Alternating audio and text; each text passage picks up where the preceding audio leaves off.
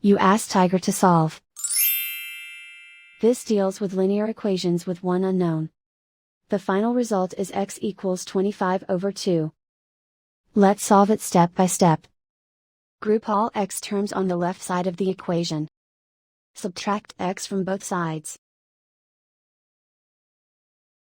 Simplify the arithmetic. Group like terms. Simplify the arithmetic. Isolate the x. Divide both sides by -4.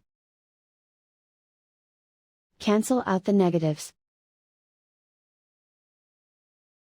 Simplify the fraction. Cancel out the negatives.